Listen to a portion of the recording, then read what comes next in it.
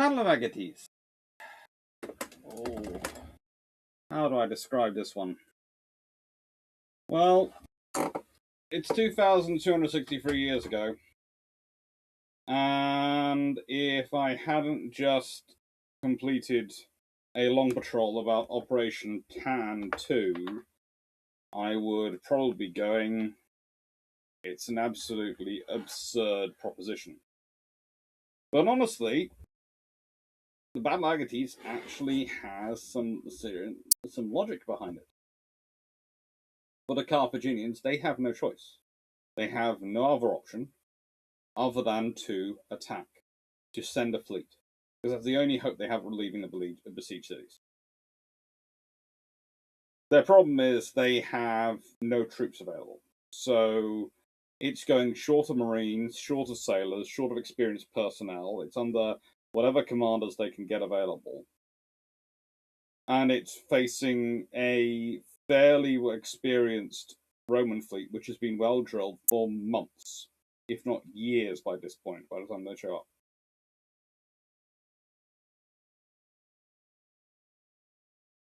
Which means they're in trouble. Kind of this idea of, well, a few years ago and other times we have managed to do this running the blockade thing and have managed to descend quickly using sails and wind from these islands into those into the critical harbours in Sicily. We can do that. We can then load up the army ashore onto our ships, and we can come out and fight them. Because then we'll have experience. That one of the very best armies that Carthage has at its disposal, providing the soldiers on our ships. Sounds good. No problem. Small problem. And done it before. They'd been against a very different Roman commander, and also they'd been against a very different Roman fleet.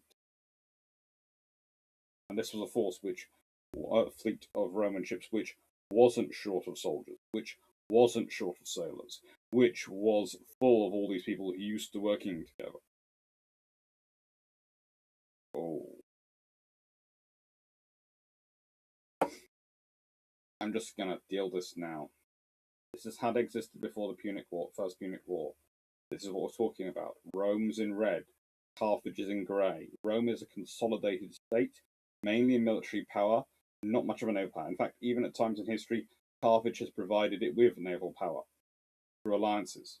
Syracuse is another independent city-state and could well have become the big dominant power. And we have this facilocratic or semi-facilocratic state in terms of Carthage, which is a descendant of another facilocratic people, the Phoenicians, basically trading merchant sea groups. Kind of like how Venice, etc. will be. And I'm just doing this. Yeah, Rome existed. Please. I have actual Roman archaeology not far from me. I have been around Roman archaeology in the UK, and Roman archaeology is fairly common throughout Europe. There is a Roman period. They were distinct from the Greeks. They are not something which is made up. They are real. And these events happened 2,263 years ago.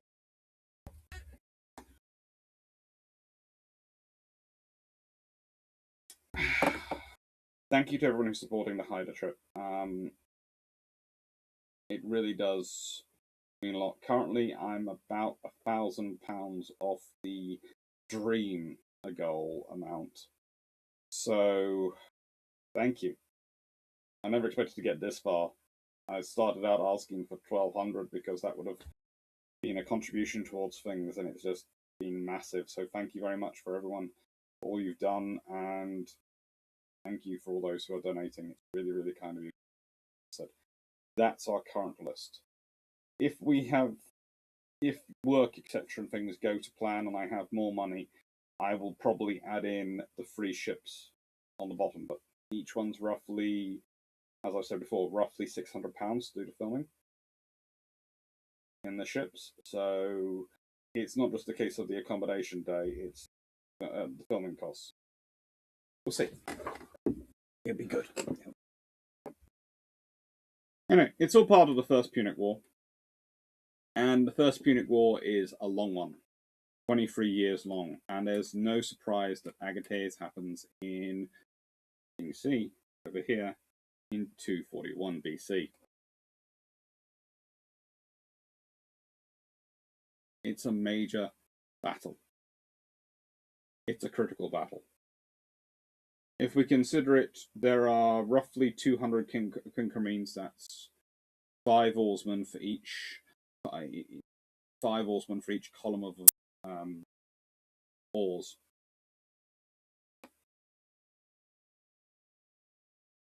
The Quinque Marine is Triman is 3 oarsmen. Quinque Marine is 5 the oarsmen for that column. On the Roman side, roughly 250 on the Carthaginian side.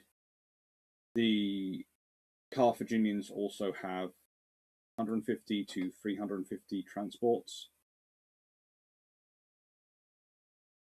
Each Quinque Marine has a crew of roughly 450 personnel. So the Romans alone, you're talking about a force of 90,000.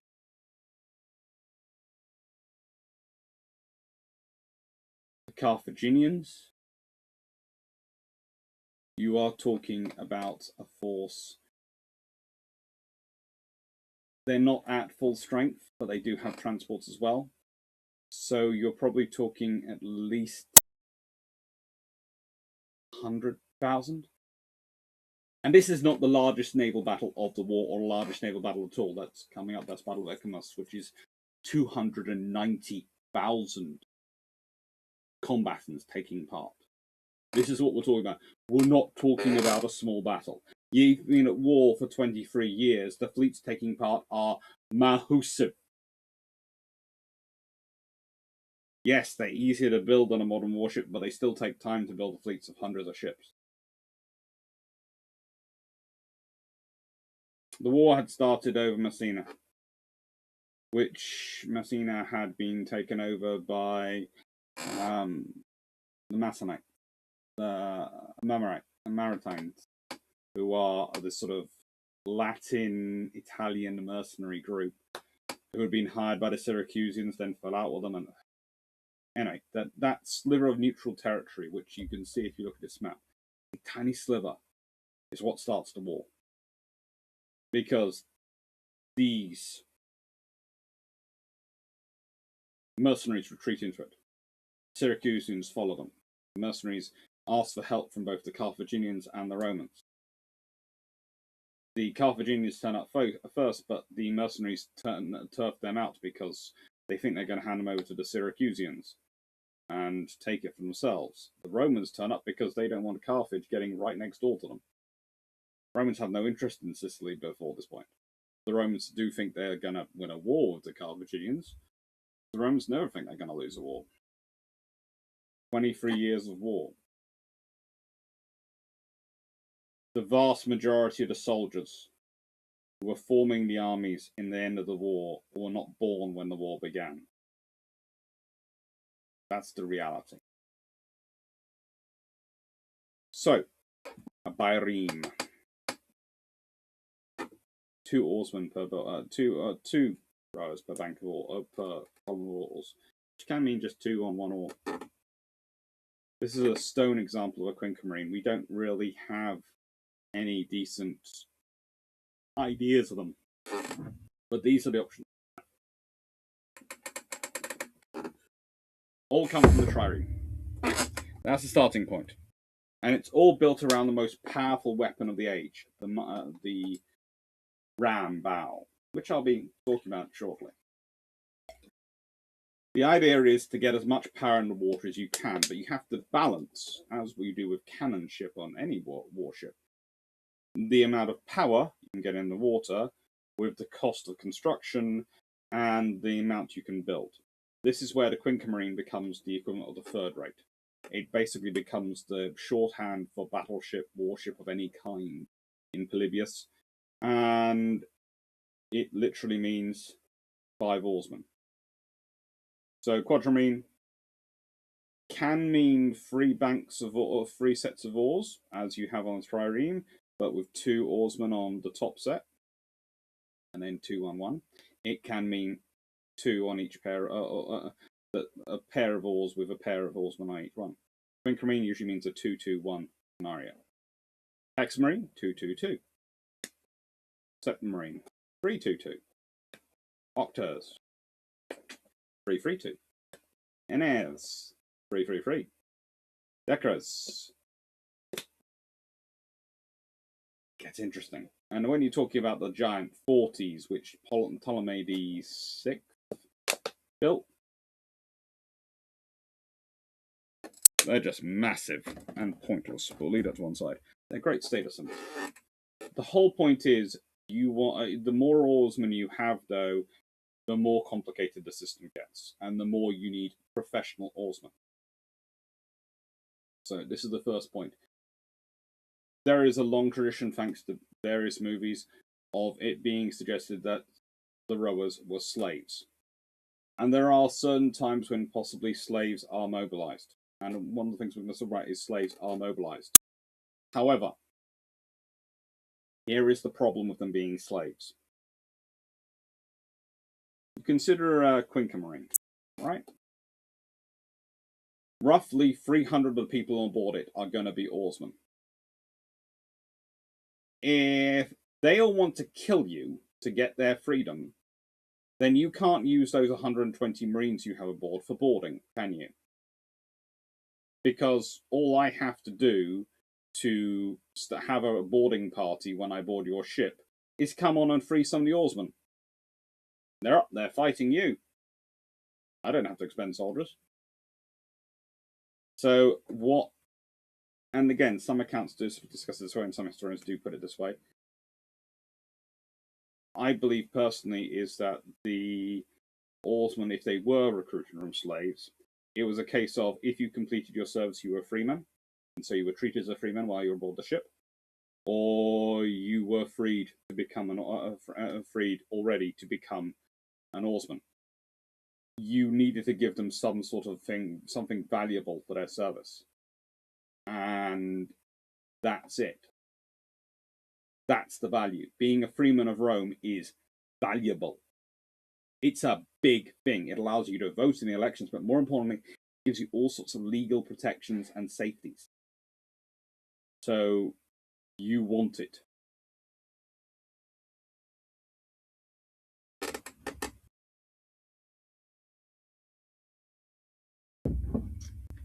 It's always nice to imagine. It's like with the pyramids. People imagine they're built by huge amounts of slave labor. And possibly there is a large number of slaves involved. But the reality is, if you want to do a moving of that stone, you're going to need people motivated by more than fear of death. And if you want your ships to work properly, when you're going to depend on their oarsmen are possibly the most important, most highly trained members of your team, you can't really motivate them by threatening to kill them. It's kind of, if you can imagine in a modern working scenario, if you turned around to your most critical members of the team, because you are your ship is as powerful as this weapon, this ram, which sticks out from the front, this huge bronze ram, the super weapon the agencies. It's supposed to smash in and be able to withdraw. It's designed to smash in and, make a big enough hole that it will be able to withdraw. For that, you need to build up a tremendous amount of momentum. You need to get all your oars working together, because if they hit each other, you're going to be in trouble. If you need to do complicated maneuvering so you can hit a ship in from its side on, because you want to hit it slightly at an angle. You don't want to hit it perfectly on. So you want to hit it sort of like that or like that. You don't want to hit it straight. These are skilled people who you're going to need to train. You can't starve them. That would be like going, you know what, I'm going to make my engine go faster by restricting its access to fuel. I'm going to be in a Formula One driver. You know what I'm going to do? I'm going to limit the fuel. So you can't starve them. They are doing hard, strenuous rowing work all day. Imagine Olympic rowers, but bigger. And I mean bigger, because their oars are a lot heavier. And then imagine it's not a team of 8. You see, the big squads in the Olympics, but we're talking teams of hundreds. 300 in a Quinca Marine.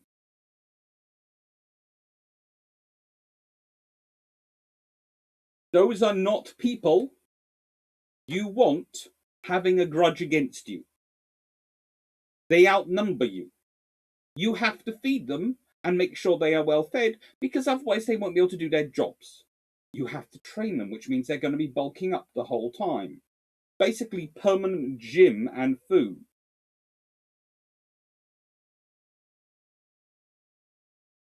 You can go, yes, I have 120 soldiers aboard. That's cute.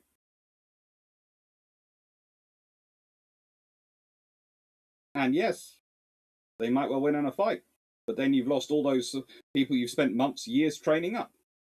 Do you really want to come to that scenario? Do you want to be running the risk of that scenario? You spend years training these people up to be experts, to be your war winning, your battle winning, your decisive weapon, and then they have a rebellion and you have to kill them all and start again? No. Working fields and those things, yeah. Slavery, it's not nice, but it can be done. But oarsmen on warships?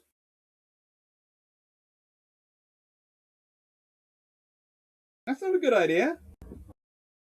And the Romans aren't dumb. They are many things, but they're not dumb. And also, this is also part of the problem for recruiting for the Carthaginians, for the Romans and everything, recruiting oarsmen. They're expensive.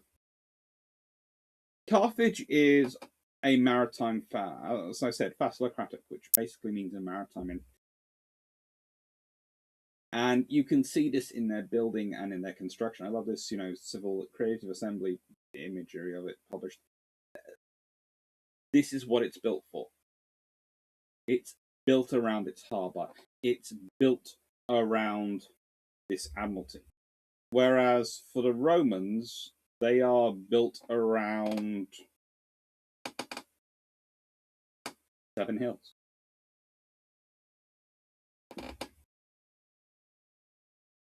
They are a landlocked city that's acquired a naval empire.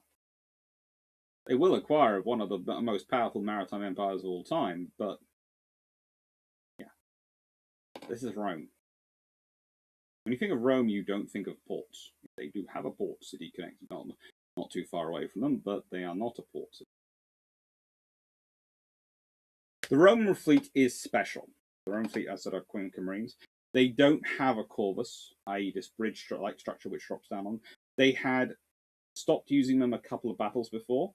Well, that battle before. That battle had gone badly, but this battle they kept with it. They kept with it because the trouble is of having it, and when you had it aboard, it restricted your ability to put ballistae and various other projectile weapons on your ships, but more importantly, it tended to make captains think more about boarding than ramming, and the point about ramming is it sinks enemy ships. That's what you want to do. And this fleet had to actually be special because the Romans realized in 243 BC that they would not capture Drepana and Lambalium, which were the last 2 really holdout spaces of Carthage on Sicily, unless they could extend their blockade to sea. They needed to build a new fleet. Their coffers were exhausted, so the Senate asked all the wealthiest citizens of Rome to contribute with loans, the construction of one ship each. These loans would be repayable from reparations to be imposed on Carthage once the war was won. They also had to donate slaves to the oarsmen. That's where sometimes people then draw from, they were using slaves. But as said, do you want slaves? Because in the nicest way, this is starting in 243 BC. Once you got those slaves, you're going to have been feeding them and working with them for 2 years by the time 241 BC comes around. Hundreds of them on each ship. You start off with 300. Okay, per each ship. You don't have 200 ships. That's 60,000. That's 2/3 of the fleet.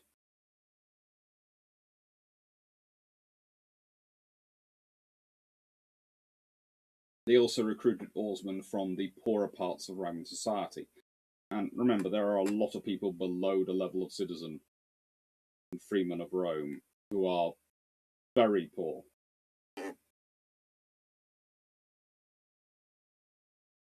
The Romans, after having had 23 years of, well, in 233, 20 years roughly of war, were experienced in shipbuilding and were able to produce high quality quincunx. They were slightly heavier than their Carthaginian counterparts. They really were, which made them require even more out of their crew to be able to get up to speed. It meant they couldn't get quite as fast under sail, but it meant that when they hit, yes, they're heavier built, but they're more solid, and they tend to have a bigger impact when they actually hit an enemy ship around. This is the thing. You can go for a lightly built, faster ship, which is more maneuverable, which is great if you're a sailor, but if you're thinking as a fighter, you probably want the heavier ship.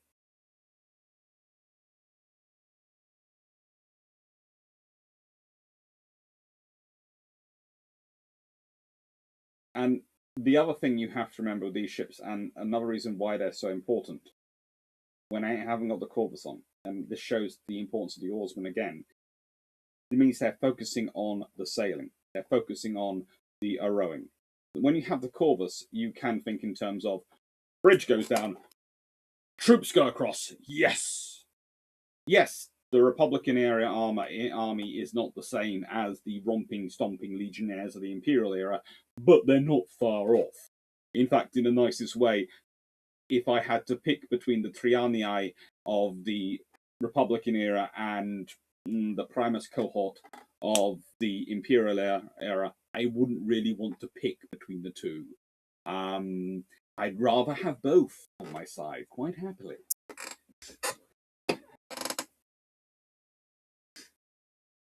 The Carthaginian fleet is interesting as well. They have equivalents of quincunx marines. They're slightly narrower than their Roman counterparts. They're roughly 4.8 meters, and we get this from the dimensions of the Admiralty port. Now, this tends to lead to some very interesting things, because people go, well, because the Admiralty port only has 2 spaces for larger ships, that means they only had 2 larger ships. Probably in peacetime, probably when they built this. Only needed 2. They weren't really being challenged at sea. By 241 BC, they probably are thinking about, I do have more larger ships than that in their fleet. But again, they've had trouble with their fleet, and I wouldn't be surprised if they are mostly doing their version of quincunx marines, which is this vessel pictured. Now, the size of a triere, called a triere. Okay? 3 banks of oars, so it's a triere. Primarine. But it has the 5 rowers.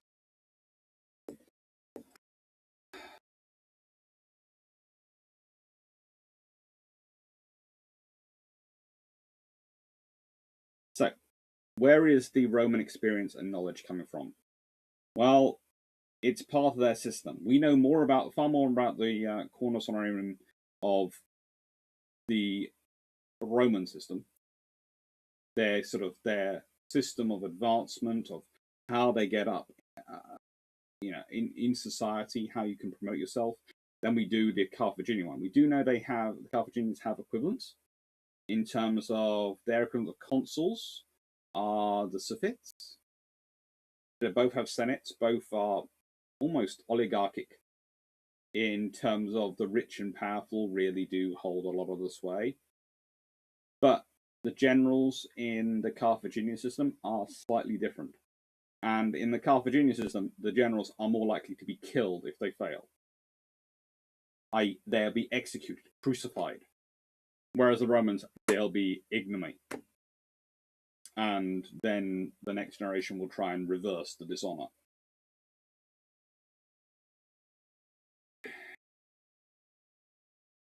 it's a different system. It's almost like the Romans are more realistic in terms of, yes, we're going to lose some battles, but we win the war. What matters is how you conduct yourself when you lose a battle, because losing battles happen. They don't like it. They're not keen on it, but they know they have it. Whereas the Carthaginians seem to get mean in their politics when they lose a war, when they lose battles, and they use it as an excuse to kill people. But this is the sort of useful thing, and I will do this. I can disappear a bit. Right. This is the structure for Romans on how they're getting promoted. So if you hear Quaestor, that means there are at least 20. There are 20 per year. They have to have completed at least 1 year service, and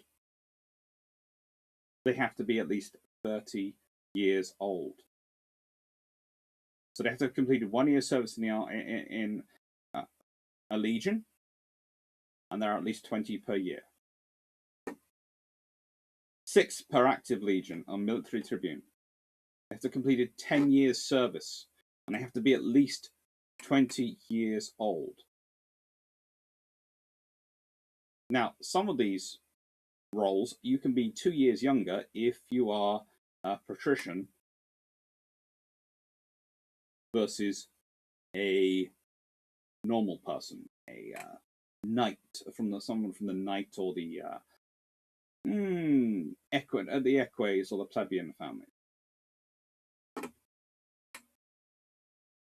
Now, you can go Tribune of the Plebs, which you have to be at least 27 years old. And there are 10 per year, and, openings and time, and they do 1 year service.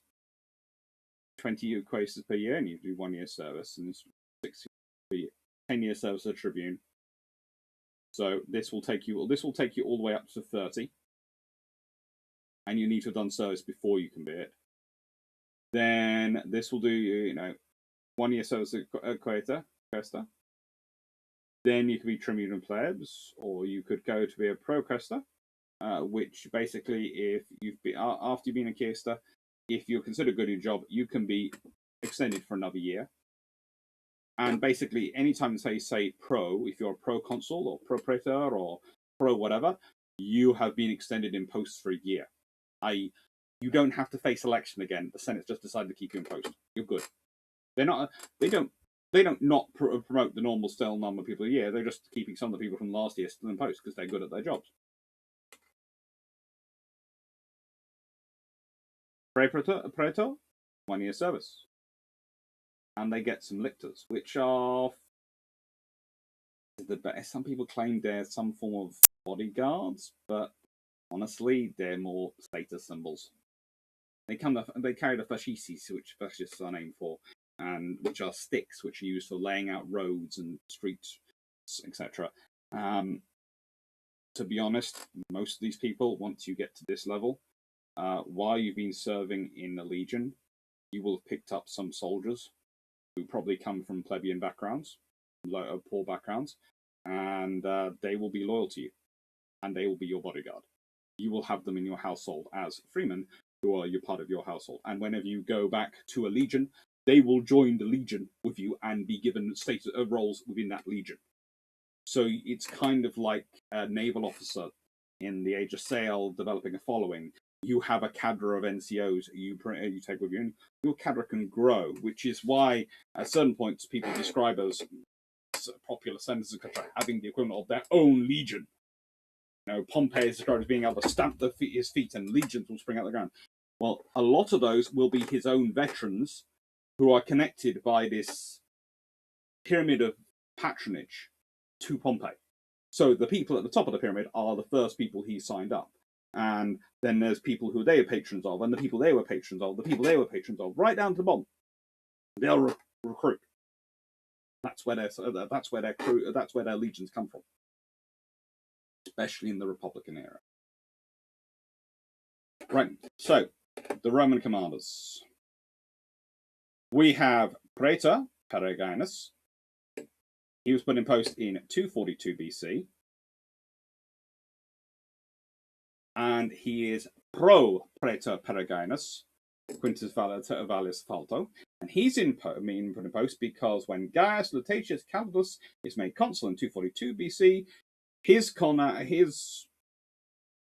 fellow consul is also chief priest of Mars, so cannot be deployed, has to stay in Rome, which is useful because he's really not a good officer. We'll leave that to one side. And so what they do is they go, right then, we have to make a special praetor, who is a Praetor Peregrinus, who will be known to be not just the normal praetor, will be your second in command. So they've got a veteran, and they've got another veteran. And if we look at their sort of age range for this period, to be a consul, and especially considering Gaius Lutatius Calidus doesn't seem to come from a patrician family, comes from a plebeian or equus family. Seems to that's judging by the units he served in as military tribune. You have to be at least 42 years old. And Quintus, 39.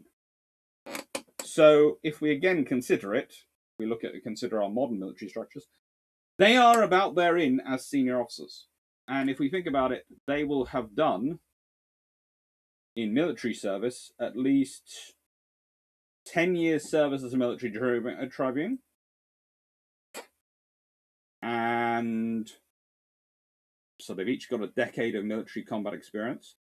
They will have had to have been a caesta, they'll have had to have been an aedile, they'll have, or a tribune of the plebs, and a plebeian aedile, they'll have been praetor and consul, and they could well have been pro praetor or procaesta as well during that career.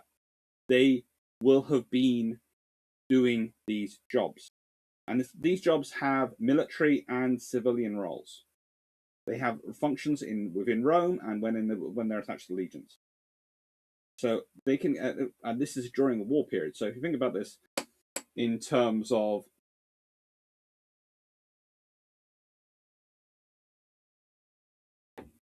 Gaius Lutatius Calidus, at least 42 years old, right? The war's been going on for 22 plus years. The odds are he served as a tribune for 10 years at the beginning of the war. It's not much different for Vallius Falta. They're experienced commanders. Carthaginian fleet leader, we know frick all about. We really don't. We know he's one of the Hannos, and we know he's the son of Hannibal, probably Gisco. He's not Hannibal Barca or any relation to Hamilcar Barca. In fact, we really don't understand Carthaginian names. We really don't. Anyway, the war's been going on for 15 years. It's not 15 years, and it's not been good. Not good by that point. When this sort of map starts going, by the point we're talking about, the war has now been going on for another 5 years. It's got progressively worse. The last 15 years of that 20-odd years of war had been really bad for Carthage. But the first 15 years had been getting worse and worse and worse because, again, Carthage has a Phoenician Grecan approach to war. They expect to have a big battle and then have a negotiation and sort things out. They do not expect to have to keep fighting. You are supposed to, once you've been knocked down, you are supposed to sue for peace, not get up again and come back with a bigger cudgel. That's not what civilized people do.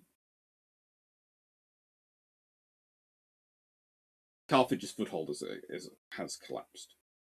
And the Aegates Islands are these critical points where sailing ships, especially, and ships which are trying to get to the harbours of Deprina and Liberium, Deprana and Libelium, are trying to get close to.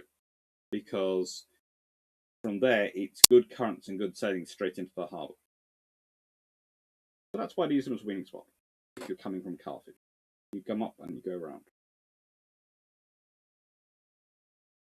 The battle itself is a rather bloody affair, but it shows to an extent the inexperience of Hanno and of the Carthaginian strategic command, because the entire thing hinges on surprise. First thing they've done is they've loaded up their Quinquemarines as well as their transports with supplies. which is going to slow down their Quinca Marines, and it's going to slow down their transports. It's also going to mean they're in less of a good position to fight, especially when you consider those ships are slightly light on oarsmen and a lot light on Marines. For some reason, the Carthaginians do not pick the victors of the Rapana, Admiral, and Cafalo, or those officers. Now, the odds are that they were off commanding other operations around various campaigning areas. Carthage at the point is trying to fight in North Africa. It's doing various operations in Spain, Iberia, and it's also fighting this war in Sicily. It's bleeding on all fronts. They're waiting next to this island, the furthest one out, and they're waiting for a following wind. Unfortunately, the Romans spot them. The Romans have scouts out. I can't think why, considering they're blockading over here, and the Carthaginians have done this before. But the Romans have scouts out still going around. It's amazing. Someone who's been has been fighting most of the war for the last 20-odd years, has grown through maturity in his whole most of their adult life in war, and both the Roman commanders have gone, you know what? I think we should have some scouts out. You don't say. Oh, really? You sure? Wouldn't the gods inform us? Yes, but gods help best those who help themselves. So, if we put a scout out there, God will make sure that scout spots the enemy. You raise a good point. Good.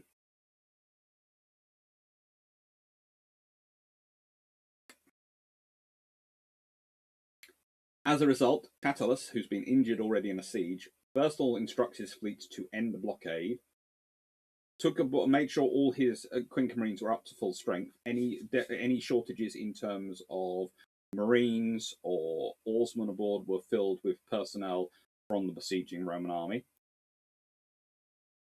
Doesn't seem to be any oarsmen short or many Marines short, but they do seem to get made up. And again, it's easier to slot in one or two extras, especially onto the two-person oars, because you can have the muscle who's on the outside, i.e. closer to the hull, and the experienced on the inside who can dictate a bit more by going, just do what I'm doing now. Probably nicer though.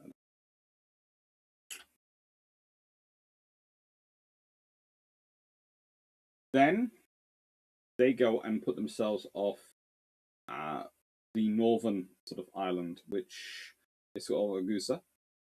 And when the wind is blowing from west, Hanno comes charging in. The Romans have got to the island and have immediately gone, right, the wind's going to be against us. They're coming when the wind is against us. So we'll take down our sails. We'll take down all the things which can give us extra weight and can cause us trouble going into the wind, and we'll remove them. This is why the ships look like this when they're going into a fight. They literally look like they are dreadnoughts which have had all their guns and superstructure taken off. And a load of oars stuck outside, but they're quite cool. The opposing fleets met west of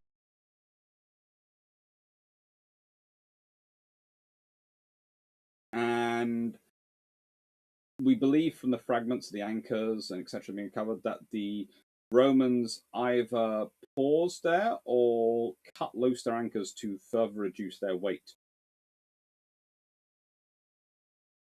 The Romans managed to form up into a single line, which is quite a complicated maneuver, and rowing into the wind through the heavy seas towards the Carthaginians. The Carthaginians, of course, have been in column formation, and it's kind of a repeat of the Napoleonic Wars, if you can imagine it.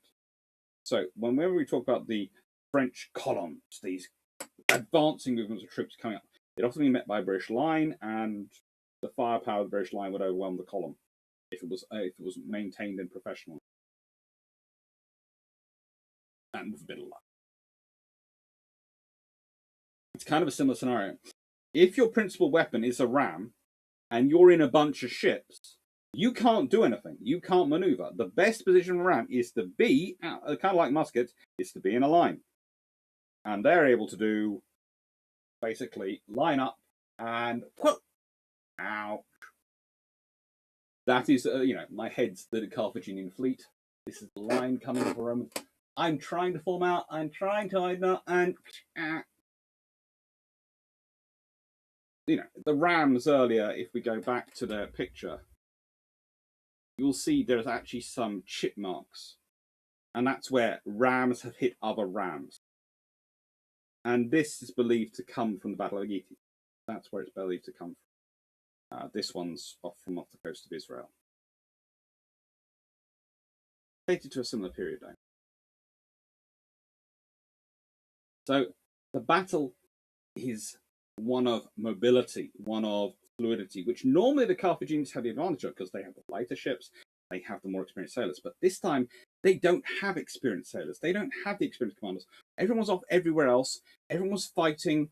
They've taken 9 months to drag together this fleet as quickly as they can from whatever they've been able to fly. They haven't trained everyone up, and they're facing a Roman fleet which has been together operating for 2 years. They don't have enough soldiers because they're looking forward to trying to get the army ashore soldiers on them. The idea being for the Carthaginians to get in quickly, offload supplies, load on the army from shore, and then come out and fight the Romans. The idea was the Romans were going to give them time to do that. The Romans don't do that.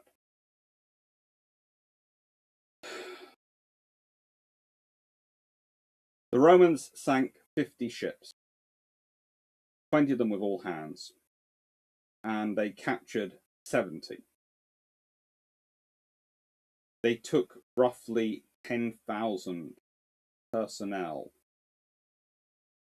prisoner. So if we work that out, 70 ships captured, roughly, let's say 400 crew per ship. Well, I don't know about you, but I'd be expecting that to be more closer to 28,000. So a lot of crew have been killed. There are various figures about the losses. We know 50 Quinca Marines sunk. So again, we reckon that could be as many as 20,000 dead. And 70 captured. And only 10,000 men, though. Ouch. That's a lot dead. A lot. You can understand why they killed when Hanno came home, they crucified him. This battle sealed the fate of Laberium and Drepana. It made sure that they were going to fall to the Romans, and it led to the Treaty of Lutatius. Treaty of Lutatius, first of all, gave Sicily to Carthage, but then, of course, it starts off the mercenary war. The mercenaries rebel in Corsica and Sardinia, and the Romans basically say, when the Carthaginians are mobilizing, we've got if you send a fleet there, we're going to take those out of war because we do not trust you having a massive fleet away. Now, you can say that's pretty mercenary of the Romans, but it's also kind of pragmatic, because if you think about it, there's a large fleet going up there with a massive army, which is what Hamilcar Barca was preparing. That army could also have gone to Rome. And I can understand why the Romans didn't want to see that. So they basically forced through a codicil in 237 BC. And that led to Hamilcar Barca going off to the Iberian Peninsula and establishing a whole new extension of the Carthaginian Empire in the Iberian Peninsula, setting up the round for Punic Wars round 2.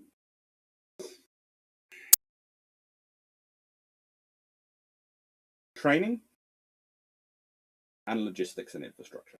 This is what this war is all about. The Romans start off without any of those things. They build up. 23 years later, they kept coming back. It's stubbornness. It's returned to keep coming back. And that's what they did. Kept coming back, and they built this. Consequences were, this laid the ground, and this fleet laid the ground for the future Roman victories, for the civil war disputes, which led to the rise of the empire and for the empire's dominance on the Mediterranean. If it wasn't for the First Punic War and the navy it established and the traditions and shipbuilding it built for Rome, Rome would never have been what Rome became. It's just not what they would have been doing. Hope you enjoyed it. Next long patrol is, of course, Monday, which is the Operation Tan number 2 one, and then Tuesday it's the next of the cruiser long patrols, which is Glorious Heritage class Systems Commonwealth. Okay, cool. Thank you for watching. Thank you for those people who subscribe. Thank you to those people who like my videos and share them. Thank you to those people who are supporting the Hydra Trip, and thank you to those people who super chat. Everyone for watching, man. You love it. Thank you very much.